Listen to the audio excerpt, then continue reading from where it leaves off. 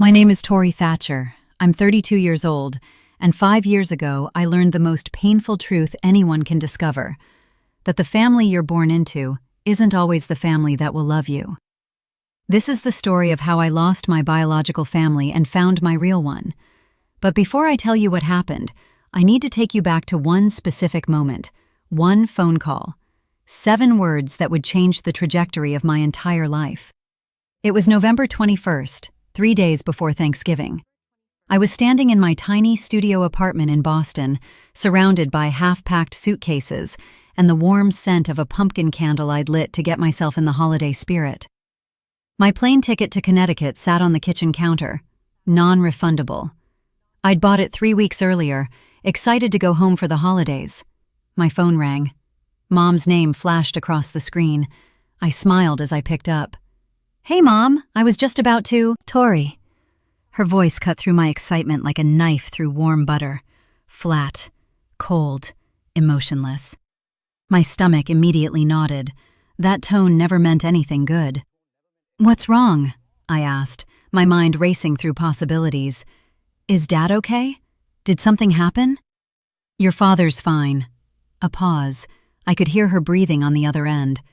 "Listen, I've been thinking, and don't come home this year." I actually laughed. The sound came out awkward and uncertain. I thought she must be joking. "What do you mean? Mom, I already—" "Victoria doesn't want drama." Her words came out rehearsed, like she'd practiced this conversation in her head. "She's pregnant again, and she doesn't need the stress right now." My hand gripped the phone tighter. "Drama? What drama, Mom? I haven't even talked to Victoria in months." "Exactly." Her voice hardened, each word deliberate. "And let's keep it that way. You know how you get." How I get? Those 3 words hung in the air between us like an accusation. "How do I get, Mom?" My voice cracked, despite my effort to stay calm. "What are you talking about? The last time I even spoke to Victoria was a year ago, when I asked why she didn't invite me to her baby shower. That's not drama. That's a completely normal question." "See?" Mom's tone shifted to something almost triumphant, like I'd just proven her point. "That's exactly what I mean. You always make everything about you. Victoria's baby shower was small and intimate. She didn't have to invite anyone she didn't want there." I stood frozen, watching snowflakes drift past my window. 27 years old, and my mother was telling me I wasn't welcome at Thanksgiving because I'd once asked a simple question. Because I dared to acknowledge that being excluded had hurt my feelings. "Mom, I already bought my ticket," I said quietly. "I took time off work. Then get a refund." Her tone left absolutely no room for negotiation, no space for my feelings, no acknowledgement that she was asking me to spend Thanksgiving alone. "Victoria is pregnant, Tori. She doesn't need stress right now. You understand?" The line went dead. I stood there, holding my phone, staring at the screen as it faded to black. The pumpkin candle flickered on the counter. Outside, families walked past my window, bundled in scarves and winter coats, heading home with grocery bags full of Thanksgiving ingredients. I understood perfectly. I'd always understood. I'd been understanding my entire life, and that was exactly the problem. I wish I could tell you this was the first time something like this had happened. I wish I could say I was shocked or surprised, or even particularly hurt. But the truth was, as I sat down on the edge of my bed and stared at that useless plane ticket, all I felt was tired. Tired of being the acceptable sacrifice, tired of being the daughter who didn't matter as much, tired of pretending everything was fine when it so clearly wasn't. The memories came flooding back, uninvited but impossible to ignore. They always did when something like this happened. My brain would pull up every similar moment like evidence in a case I'd been building against my own family for years. My 16th birthday party. I'd been planning it for months. Nothing elaborate, just bowling with my 3 closest friends and cake at home afterward. Mom had promised. We'd talked about decorations and what flavor cake I wanted. I'd invited my friends weeks in advance. But the morning of my birthday, Victoria called. She was 18, a senior in high school, and she'd just failed her calculus final. She was crying, she was upset, she needed support. My party was canceled. Just like that. We spent my entire 16th birthday consolating my sister instead. Mom sat with her on the couch, stroking her hair, telling her everything would be okay. Dad ordered pizza. Nobody mentioned my birthday except to say we'd celebrate the following weekend. "Don't be dramatic, Tori," Mom had said when she saw my face. "Your sister needs us right now. You're mature enough to understand that. We can celebrate you next weekend." We never did celebrate the following weekend. By then, Victoria had moved on to a new crisis, and my birthday had been forgotten entirely. Then there was my college graduation. 4 years of late nights, part-time jobs, living on ramen and coffee, pushing through exhaustion and self-doubt. I was the first person in my family to graduate with honors, the first person to make Dean's List, the first person to finish college without dropping out or switching majors 3 times. I was so proud of myself. I'd worked harder than I'd ever worked for anything in my life, and finally, I had something that was mine, an achievement that nobody could take away from me, a moment where I would be the center of attention, where my family would look at me and feel proud. I'd sent them the invitation months in advance. I'd reminded them twice. I'd even called the week before to confirm they were coming. "Of course we're coming, sweetheart," Mom had said. "We wouldn't miss it for the world." The ceremony started at 2 o'clock on a sunny Saturday afternoon in May. I sat with my classmates in our caps and gowns, scanning the crowd for familiar faces. I'd saved them seats in the 3rd row. Good seats, close enough to see my face when they called my name. The seats were empty. My name was called. "Victoria Thatcher, Bachelor of Arts in English Literature, summa cum laude." I walked across that stage alone. I shook the dean's hand. I smiled for the photographer. And the whole time I kept glancing at those empty seats, hoping, praying that maybe they were just running late. They showed up 2 hours after the ceremony ended. I was standing outside the auditorium with my diploma in hand, watching other families take photos, watching fathers hug their daughters, watching mothers cry proud tears. Some of my classmates had asked if I wanted to join their family photos. I'd said no. I was waiting for mine. When Mom and Dad finally arrived, Victoria was with them. 8 months pregnant, waddling slowly, one hand on her lower back. "Sorry we're late, honey." Mom rushed over and gave me a quick hug.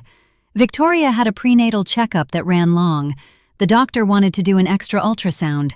You know how it is. I didn't know how it is. I didn't have children. I didn't have a prenatal checkup. All I had was a graduation ceremony that my family had missed entirely. "We're so proud of you, kiddo," Dad said, patting my shoulder awkwardly. "Got your diploma? That's great. Really great." Victoria sat down on a bench, fanning herself. "God, it's hot. Can we go soon? My feet are killing me." "Of course, sweetie." Mom turned to me. "Tori, do you mind if we skip lunch? Victoria really needs to get home and rest. We can celebrate another time." I stood there in my cap and gown, holding my diploma, watching my family prepare to leave. "Sure," I heard myself say. "Another time." Mom smiled, relieved. "You understand. I knew you would. You're always so mature about these things." They left 15 minutes later. I took off my cap and gown in the parking lot and threw them in the trunk of my car. I drove back to my apartment alone. I ordered Chinese food and ate it on my couch, still wearing the dress I'd bought specifically for family photos we never took. That night, Victoria posted on Facebook, "Best day ever! Baby boy is healthy and growing perfectly. So blessed. Also, congrats to my little sister on graduating college today. Proud of you, T." 47 people liked her post. 3 people commented, "Congratulations" on my graduation. 44 people commented on her baby. I closed the app and stared at the ceiling until I fell asleep. That was the pattern. That had always been the pattern. Victoria's problems were emergencies. Mine were inconveniences. Victoria's feelings required immediate family intervention. Mine required me to be more mature, more understanding, less sensitive. Victoria could cry and demand attention and cancel plans and throw fits, and everyone would rush to accommodate her. I could express the mildest disappointment, and suddenly I was being dramatic, making everything about me, causing unnecessary stress. I learned early that complaining only made things worse. Stop being so sensitive, Tori. Why can't you just be happy for your sister? You're really going to make this about you right now? We raised you better than this. So I stopped complaining. I swallowed my disappointment. I made myself smaller and smaller, quieter and quieter, hoping that if I just needed less, asked for less, expected less, maybe then there would be room for me too. Maybe then I'd finally be enough. But sitting in my Boston apartment, staring at that plane ticket I could no longer use, I finally understood something I'd been avoiding my entire life. There was no amount of small I could become that would ever be small enough. I could shrink myself down to nothing, and Victoria would still need more space. I could stay silent for years, and my parents would still find my rare moments of speaking up too loud. I could be perfect and agreeable and understanding about every single disappointment, and it wouldn't matter. Because this wasn't about my behavior, it was about their priorities, and I had never been the priority. I picked up my phone and called my father. I don't know what I expected. Maybe some small part of me, the part that was still that little girl waiting for Daddy to fix things, believed he might stand up for me, just this once. The phone rang 4 times before he answered. "Hey, kiddo." His voice was cautious. He already knew why I was calling. "Dad, did Mom tell you?" A long pause. I could hear the television in the background, a football game probably, the crowd roaring over some play I couldn't see. She mentioned it. That was all he said. Like Mom had mentioned the weather or what she was making for dinner. Casual. Unimportant. My hand tightened around the phone. "And you're okay with this? You don't think maybe, just maybe, I should be allowed at Thanksgiving with my own family?" Another pause, longer this time. The football crowd roared again in the background. I wondered if he was even really listening to me, or if part of his attention was still on the game. "You know how your mother is, Tori." His voice was tired, resigned. "She's just trying to keep the peace." "By excluding me?" My voice rose despite my effort to stay calm. "How is that keeping the peace, Dad? How is uninviting your daughter to Thanksgiving keeping anything peaceful?" "It's not like that." "Then what is it like?" I was standing now, pacing my small apartment, years of swallowed words suddenly fighting their way to the surface. "Tell me, Dad. Explain it to me. Because from where I'm standing, it looks like you and Mom are choosing Victoria over me. Again, like you always do." Silence. I could hear him breathing. I could picture him so clearly in my mind, sitting in his worn leather recliner, remote control in one hand, phone in the other, rubbing his forehead the way he always did when he wanted to escape from an uncomfortable conversation. He'd always been the middle ground in our family, the mediator, the one who tried to smooth things over and make everyone happy. When I was little, I thought that made him the good parent, the safe one, the one who loved me.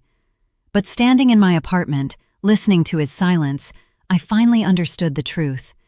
Being in the middle isn't the same as being neutral, and staying silent isn't the same as being kind. "Dad," I said quietly, "do you want me there?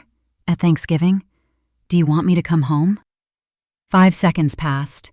10, 15. I counted every single one. I heard him clear his throat. I think it's better if you listen to your mother this year." Something inside me went very, very quiet. Not sad, not angry, just empty. Like a candle that had been burning for 27 years had suddenly been snuffed out. "Okay, Dad," I said softly. "Tori, don't be like—" I said okay. I hung up. I stood there holding my phone, waiting for it to ring again, waiting for him to call back, to say he'd made a mistake, to say of course I should come home, to say literally anything that would prove he gave a damn about me. The phone stayed silent. My father had been given a choice. A simple, clear choice between standing up for his daughter or taking the easy way out. And he'd chosen easy. He'd always chosen easy. Every time Victoria had thrown a fit, and I'd been the one asked to apologize for upsetting her, that was him choosing easy. Every time Mom had canceled plans with me to accommodate Victoria's crisis of the week, and Dad had just shrugged and said, "You know how your mother is," That was him choosing easy. Every birthday, every graduation, every moment of my life where I'd needed someone to see me and choose me and fight for me, and instead got nothing but silence and excuses. All of that was him choosing easy. I sat down on my bed as the sun set outside my window, watching the shadows stretch across the floor. I thought about calling Victoria, confronting her directly, asking her why she couldn't handle my presence at one family dinner, asking her what I'd done that was so terrible it required my complete exclusion. But I already knew what she'd say. She'd cry. She'd say I was attacking her. She'd call Mom. Mom would call me and tell me I was stressing out my pregnant sister. Dad would stay silent. And somehow, the whole thing would end with me apologizing. It always ended with me apologizing. I looked at my suitcase, still half-packed on the floor. I looked at the plane ticket on the counter. I looked at the pumpkin candle, still burning, filling my apartment with the scent of a holiday I was no longer welcome to celebrate. And I made a decision. If they didn't want me at their table, fine. I'd make my own Thanksgiving. I'd go somewhere, anywhere, and I'd eat a proper meal, and I'd hold my head high, and I'd prove to myself that I didn't need them, that I could survive this, that being unwanted by the people who were supposed to love me unconditionally didn't mean I was unlovable. It just meant they didn't know how to love me. And that, I finally understood, was their failure, not mine. The next 3 days passed in a strange fog. I didn't call anyone. I didn't tell my friends what had happened. I went to work, came home, moved through my apartment like a ghost. My phone stayed silent. No calls from Mom to check if I was okay. No texts from Dad saying he'd reconsidered. Nothing from Victoria. On Wednesday night, the night before Thanksgiving, I lay in bed scrolling through social media. Victoria had posted a photo of her kitchen counter, covered in ingredients for tomorrow's feast. "Thanksgiving prep in full swing," the caption read. "Can't wait to spend tomorrow with the people I love most. So grateful for my amazing family." The comments poured in. "Your family is so blessed. Family is everything. Enjoy every moment with your loved ones." I turned off my phone and stared at the ceiling in the dark. Somewhere in Connecticut, my family was preparing for a holiday I wasn't invited to. And somewhere in Boston, I was preparing to face Thanksgiving completely alone. Thanksgiving morning arrived gray and cold. I woke up to the sound of footsteps overhead. My upstairs neighbors were hosting. I could hear children laughing, doors opening and closing, the muffled warmth of voices I couldn't quite make out. The smell of something delicious drifted through the vents. Someone was making stuffing with sage and onions. I lay in bed for a long time, staring at the ceiling, listening to the sounds of a family gathering above me. Finally, I got up and made instant coffee. I sat by the window in my pajamas, watching the snow fall on the empty street below.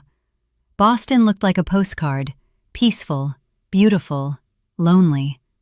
My phone sat on the table beside me, silent, no missed calls, no text messages, not even a happy Thanksgiving from anyone in my family. I picked up my phone and opened Instagram, even though I knew I shouldn't, even though I knew exactly what I'd find. Victoria had posted a photo 20 minutes earlier.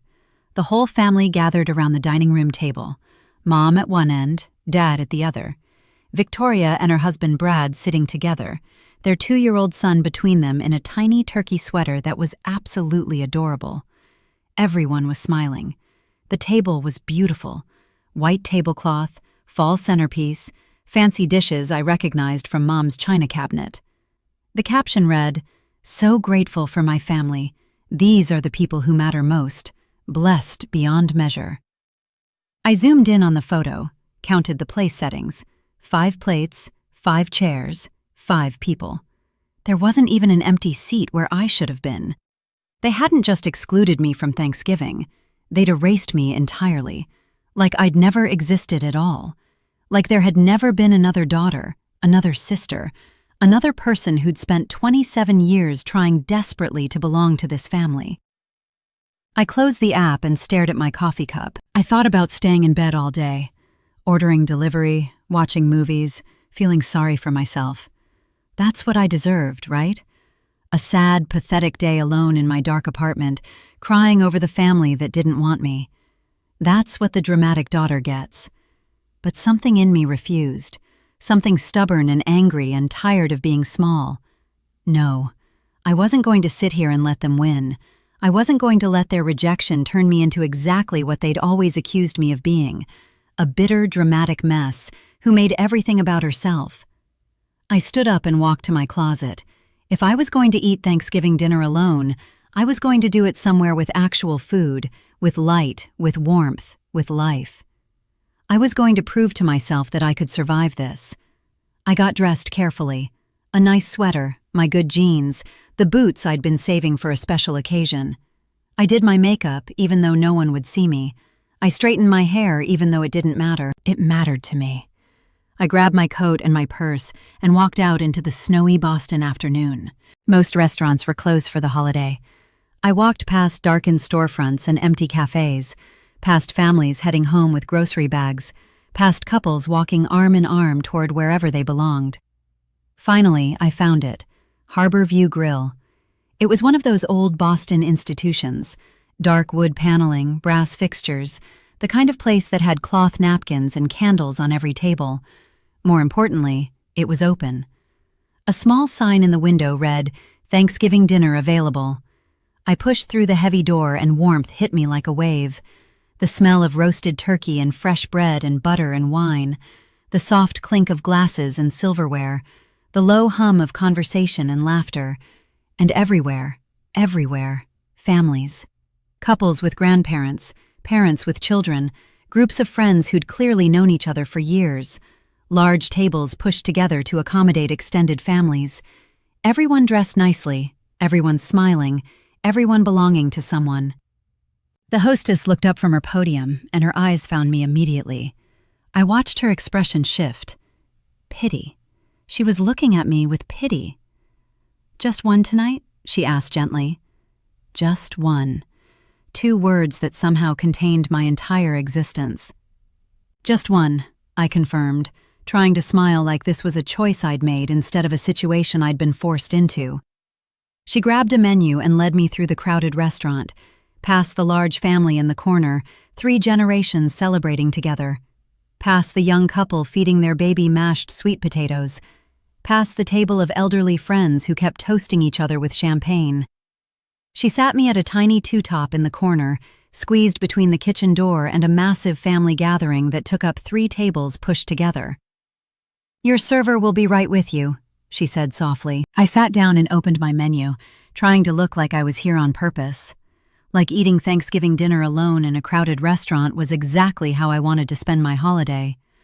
The family next to me was impossibly loud and joyful, an older couple at the head of the table, probably in their late 60s. The grandfather kept making jokes that made everyone groan. The grandmother kept fussing over everyone's plates, making sure they had enough food. A middle-aged couple with 2 teenagers who were pretending to be too cool for family dinner, but couldn't quite hide their smiles. A younger man, maybe 30, who kept taking photos and making everyone laugh with his commentary. 3 generations, easy affection, inside jokes, the kind of comfort that only comes from years of love and trust and showing up for each other. They passed dishes without asking. They interrupted each other constantly. They laughed at stories they'd probably heard 100 times before. This is what family is supposed to look like. I watched them out of the corner of my eye while pretending to study my menu. The grandmother reached over to wipe cranberry sauce off her grandson's face. The teenage girl rolled her eyes but leaned into her mother's shoulder. The grandfather raised his glass and everyone immediately quieted down to listen to whatever toast he was about to make. "To family," he said simply, "the ones we're born with and the ones we choose.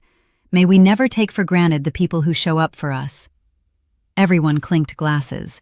I looked down at my empty table. My server appeared with a bread basket and a professional smile. "Happy Thanksgiving. Have you decided?" "The Thanksgiving special, please." "Anything to drink?" "Just water is fine."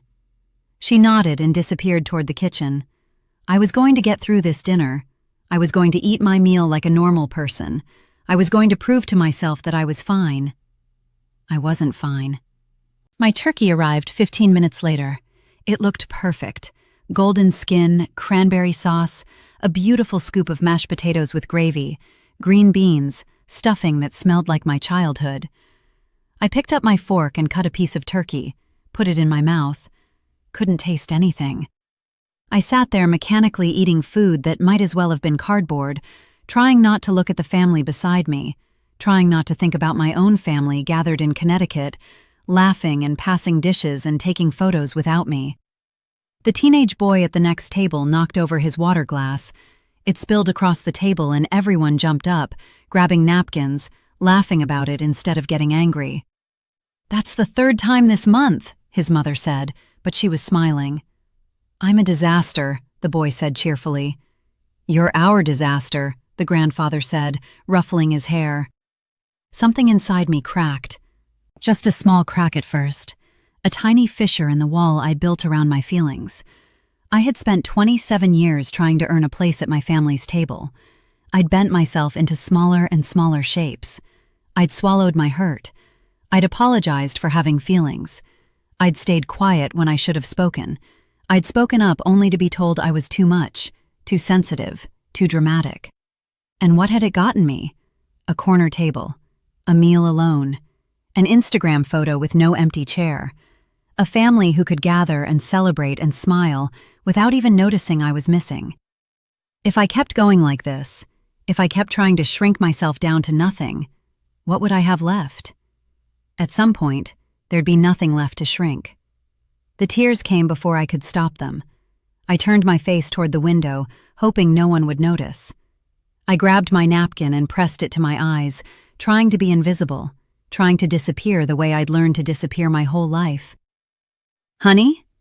I froze. A woman's voice. Warm. Concerned. I looked up.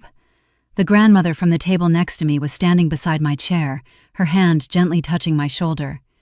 She had kind eyes, the kind that crinkled at the corners, the kind that had seen sadness before and knew how to meet it with compassion instead of judgment. "I'm fine," I said automatically, wiping my eyes. "I'm sorry, I'm fine." "You don't look fine, sweetheart." She pulled out the empty chair across from me and sat down without asking permission. "Are you here alone?" I nodded, not trusting my voice. She glanced at my plate, barely touched, then at the empty chair across from me, then back at my face. "Family trouble?" she asked gently. I laughed. It came out broken and watery. "Is it that obvious?" "Only to someone who's been there," she smiled softly. "I'm Margaret, by the way. That loud bunch over there is my family, and before you apologize again for crying, don't. Everyone's entitled to their feelings, especially on Thanksgiving." Something about the way she said it, so matter-of-fact, so kind, made the tears come harder. "I'm sorry," I said again, because I couldn't help it. "I'm ruining your dinner." "You're not ruining anything." Margaret reached across the table and squeezed my hand. "What's your name, honey?" "Tori." "Well, Tori, I'm going to tell you something, and I want you to really hear me." She leaned forward, her eyes locked on mine. "Whatever happened with your family, whatever they did or didn't do, it's not your fault. Do you understand me? It's not your fault." I shook my head. "You don't know what happened. I don't need to know the details to know that much." Her grip on my hand tightened. "I can see it in your eyes. You've been carrying around the belief that somehow you deserved this, that if you'd just been better, quieter, more understanding, things would be different. Am I right?" I stared at her, unable to speak. How did she know? How could she possibly know? "I had a sister like that," Margaret continued quietly. "Spent her whole life trying to earn our mother's love, made herself smaller and smaller until there was almost nothing left. And you know what? It was never enough. Because the problem wasn't her. The problem was our mother couldn't see what was right in front of her." A tear rolled down my cheek.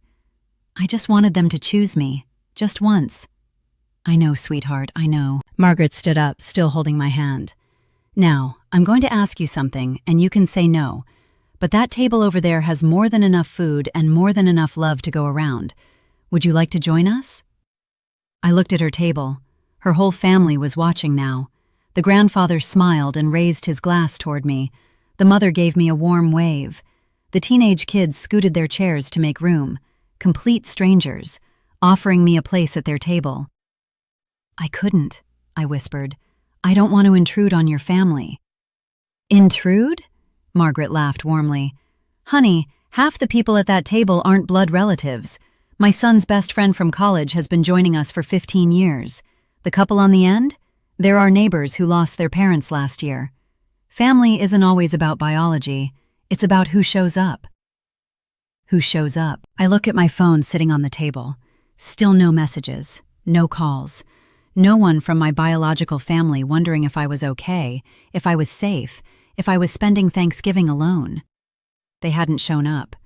They'd never shown up. Come on, Margaret said gently, tugging my hand. Bring your plate. We've got mashed potatoes that'll change your life, and my husband makes the worst dad jokes you've ever heard. Fair warning.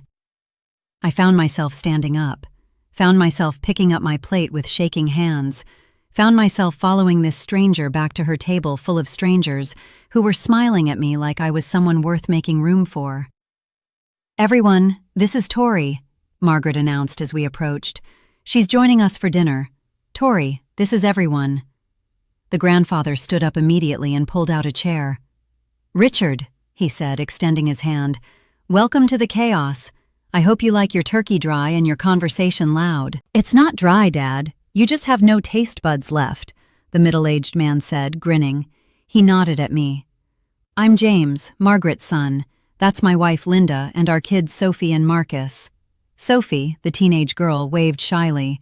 Marcus, the boy who'd spilled the water, gave me a cheerful thumbs up. I'm David, the younger man said. He was the one I'd noticed making everyone laugh earlier. James's college roommate and permanent third wheel to this family. You're officially less pathetic than me now because at least you weren't invited and had a legitimate reason not to be here. David! Linda swatted his arm, but she was smiling. What? I'm making her feel better. And somehow, impossibly, I laughed. A real laugh. The couple at the end of the table introduced themselves as Tom and Patricia, the neighbors Margaret had mentioned. First Thanksgiving without our folks, Tom said quietly. Margaret and Richard wouldn't let us spend it alone. We don't let anyone spend it alone if we can help it, Richard said firmly. He raised his glass again. To Tori, may this be the first of many Thanksgivings at our table.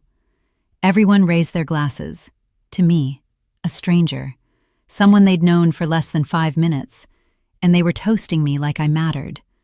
I raised my water glass with a trembling hand and blinked back fresh tears. Now eat, Margaret commanded, spooning an enormous pile of mashed potatoes onto my plate. You look like you haven't had a decent meal in weeks. What happened next was the most surreal and wonderful 3 hours of my life. They pulled me into their family like I'd always been there. Richard told dad jokes that were so bad they circled back to being funny. What do you call a turkey the day after Thanksgiving? Lucky. Get it? Because... We get it, Dad, James groaned. David told stories about college with James that had everyone crying with laughter. He showed up to economics class in his pajamas. Not once, not twice, the entire semester. Sophie complained about her chemistry teacher. Linda offered to help her study. Marcus demonstrated his new obsession with making sound effects for everything. Turkey acquired, he announced, stabbing a piece with his fork. Nom nom nom activated. Margaret asked me questions, not invasive ones, just gentle inquiries about my life, my job, my apartment in Boston. She listened like my answers actually mattered. And slowly, piece by piece, the story came out.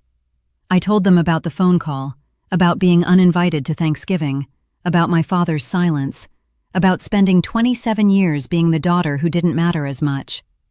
Nobody interrupted. Nobody told me I was being dramatic or too sensitive.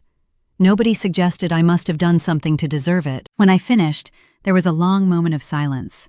Then Richard spoke. Your parents are fools. Dad, James said quietly. No, I mean it. Richard's voice was firm but kind. They have a daughter who's smart enough to graduate college with honors, strong enough to build a life on her own in a new city, and gracious enough to keep trying to earn their love even after they've repeatedly shown they don't deserve it. And they threw that away over nothing. They're fools.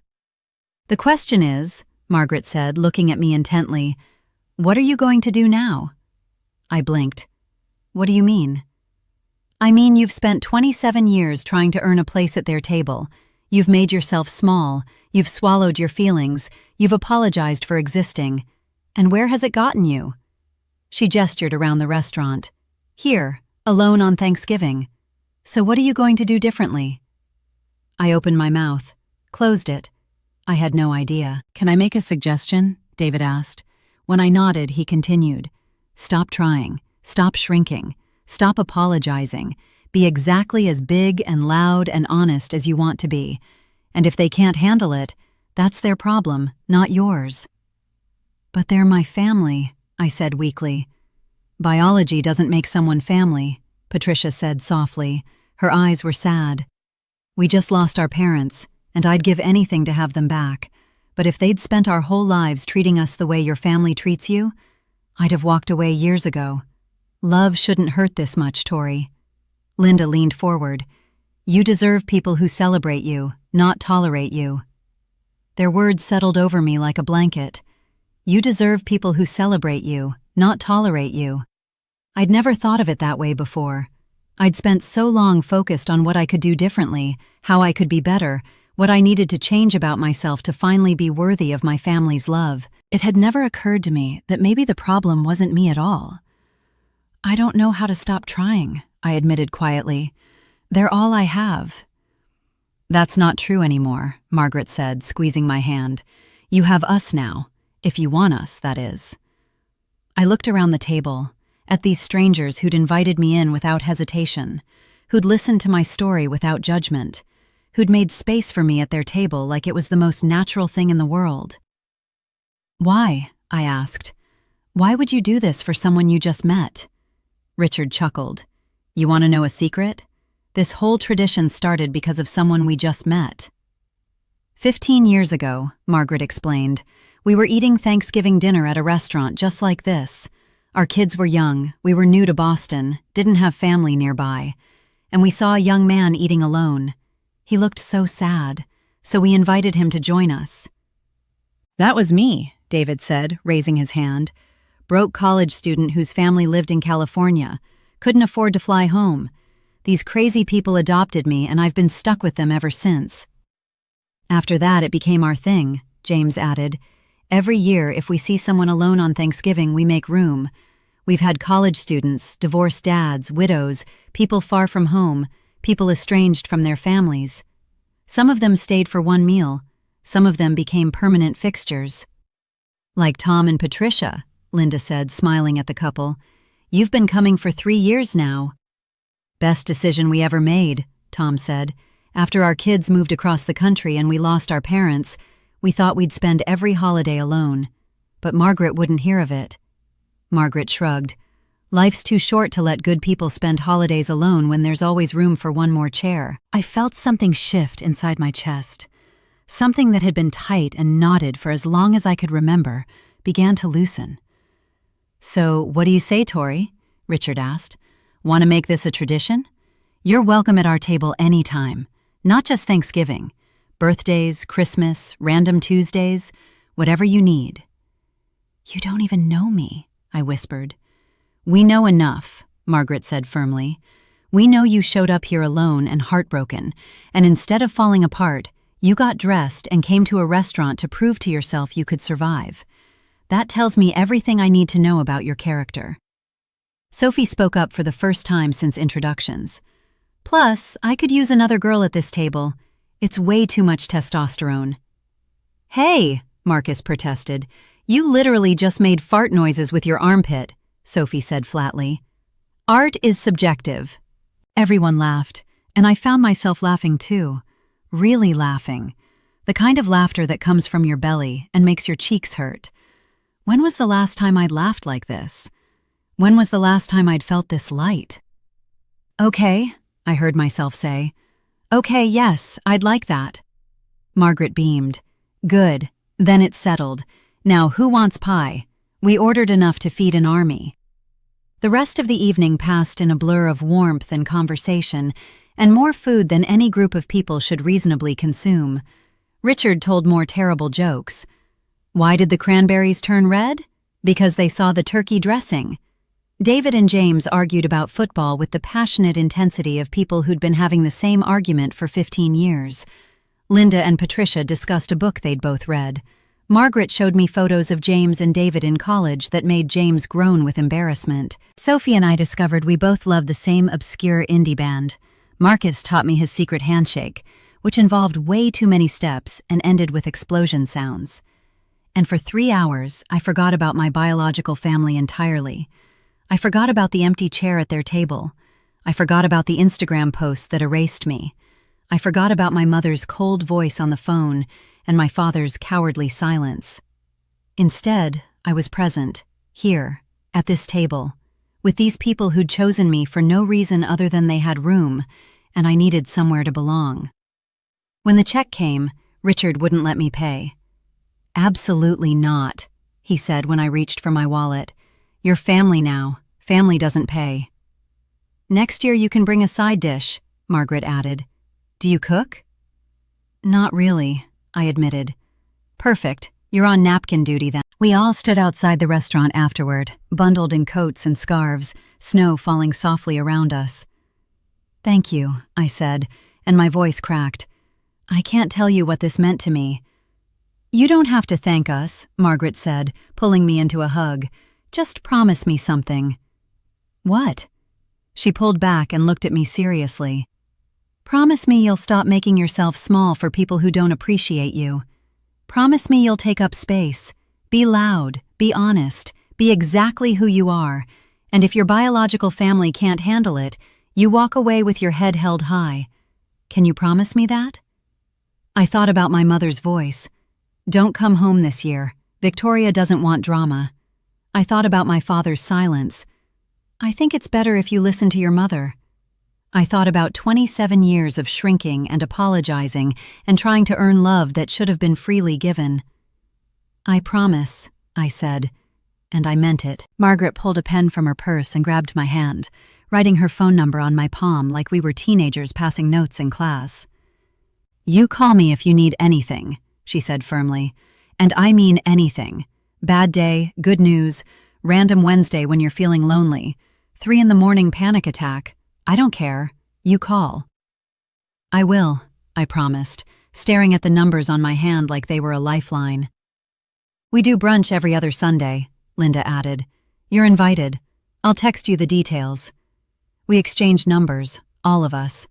By the time we said goodbye, my phone had 7 new contacts in it, 7 people who wanted to hear from me, 7 people who'd made room for me without me having to beg for it. I watched them walk away through the snow, this loud, loving, chaotic family that had somehow become mine in the span of a single evening. They waved and called out goodbyes, and I waved back, feeling something unfamiliar blooming in my chest.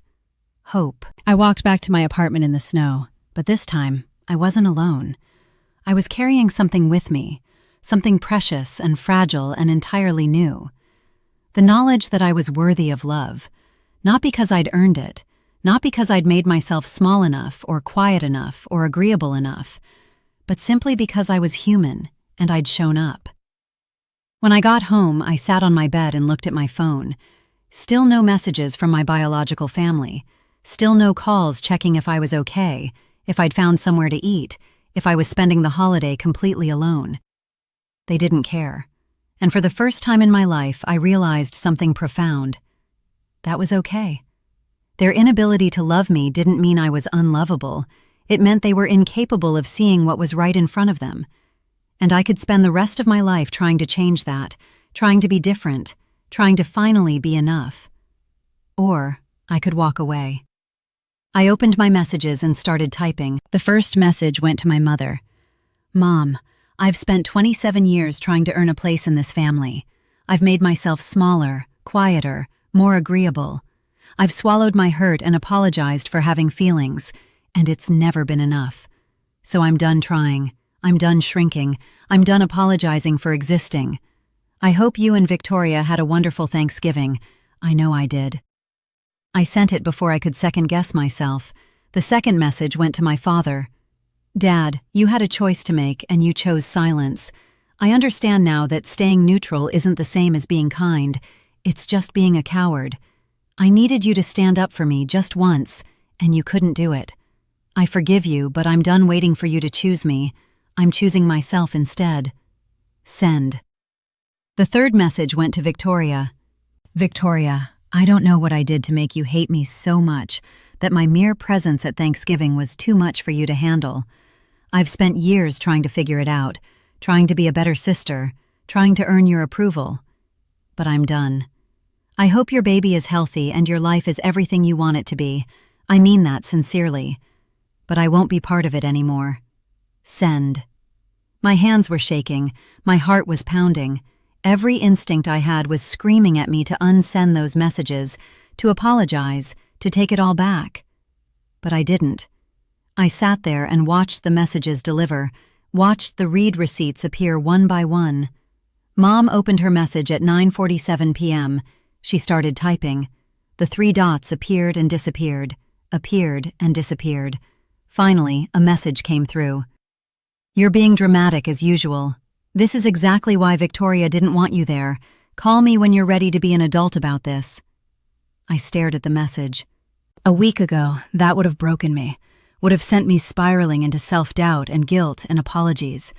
But sitting in my apartment, Margaret's phone number still written on my palm, the warmth of the evening still wrapped around me like armor, I felt something different. Clarity. My mother had just proved my point. Even now, even after I'd clearly stated my boundaries, she was dismissing my feelings, calling me dramatic, refusing to take any responsibility. I typed one final message. I'm not being dramatic, Mom. I'm being honest. And if you can't handle honesty, that's your problem, not mine. I'm not calling you. If you want a relationship with me, you know where to find me. But it'll be on my terms, not yours. I'm done making myself small for you. Send. I blocked her number. Then I blocked Dad's. Then Victoria's. My phone felt lighter in my hand. My chest felt lighter too. Victoria tried calling 30 seconds later. The call didn't come through. She tried again. Again, silence. I turned off my phone and sat in the quiet of my apartment, and for the first time in 27 years, the silence didn't feel lonely. It felt peaceful. The next morning, I woke up to 17 missed calls and 43 text messages from various family members. Aunts and uncles and cousins I barely knew, all suddenly very concerned about my behavior. My mother had clearly sent out a mass message playing the victim. Poor her, dealing with such a difficult, dramatic daughter. I deleted all the messages without reading them. I made coffee and sat by the window, watching Boston wake up the day after Thanksgiving. My phone buzzed. A text from Margaret. Good morning, dear. Hope you slept well. Just wanted to remind you that you're not alone anymore. We're thinking of you. Brunch is at our house next Sunday, 11 a.m. Don't bring anything except yourself. Love, Margaret. I stared at Margaret's message for a long time. We're thinking of you. 4 simple words that my biological family had never once said to me. I typed back, "Thank you. I'll be there." The following week was strange. I kept expecting to feel guilty about blocking my family, kept waiting for the crushing weight of regret to settle over me, kept anticipating the moment when I'd panic and unblock everyone and apologize for setting boundaries. That moment never came. Instead, something unexpected happened. I felt free. For the first time in my adult life, I wasn't walking on eggshells. I wasn't monitoring my phone, dreading the next call that would require me to shrink myself. I wasn't rehearsing apologies for crimes I hadn't committed. I was just living. On Monday, I went to work and actually enjoyed it. I laughed with my coworkers at lunch without that constant background anxiety humming in my brain. On Tuesday, I went to the gym and pushed myself harder than I had in months. No one was there to tell me I was being too much, too intense, too anything. On Wednesday, I called Margaret, just to talk, just because I wanted to hear a kind voice. She answered on the second ring, and we talked for an hour about everything and nothing. When I hung up, I realized I was smiling. On Thursday, my mother's sister, Aunt Carol, somehow got my work email address and sent me a long, rambling message about family loyalty and forgiveness and how I was breaking my mother's heart. I read it once. Then I deleted it and blocked her email address too. On Friday, I got a letter in the mail. my father's handwriting on the envelope. I almost threw it away without opening it, but curiosity won. Inside was a single page, his messy scrawl barely legible. "Tori, your mother is devastated. She hasn't stopped crying since Thanksgiving. Victoria is so stressed that her doctor is worried about the baby. You need to apologize and fix this. You're tearing this family apart. I know I wasn't perfect, but I tried my best. Don't throw away your family over one holiday. Call your mother. Fix this before it's too late. Dad." I read it 3 times. Each time I got angrier. He was asking me to apologize. Me. I hadn't uninvited anyone to Thanksgiving. I hadn't told anyone they weren't welcome at a family gathering. I hadn't dismissed anyone's feelings or hung up on anyone, or chosen silence when I should have spoken up. But somehow, this was my fault. Somehow, I was the one tearing the family apart. I grabbed a pen and wrote on the back of his letter, "Dad, I didn't tear this family apart. It was already broken. I just stopped pretending it wasn't. If Mom is devastated, she can call me herself and have an actual conversation about why what she did was wrong. If Victoria is stressed, maybe she should reflect on why her sister's presence causes her so much anxiety. And you? You tried your best? Your best was silence when I needed you to speak. Your best was choosing the easy path instead of the right one. I'm not fixing this. There's nothing to fix. I'm finally broken free. I hope one day you understand that, but I'm not waiting around for it. Tori." I took a photo of it, sent it to his email, blocked his email address. Then I threw the letter away and went to meet my friend Sarah for drinks.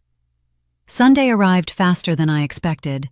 I stood outside Margaret and Richard's house at 10:55 a.m., holding a bouquet of flowers because showing up empty-handed felt wrong, even though Margaret had specifically told me not to bring anything. Their house was a beautiful old Victorian in Cambridge, painted pale yellow with white trim and a wraparound porch.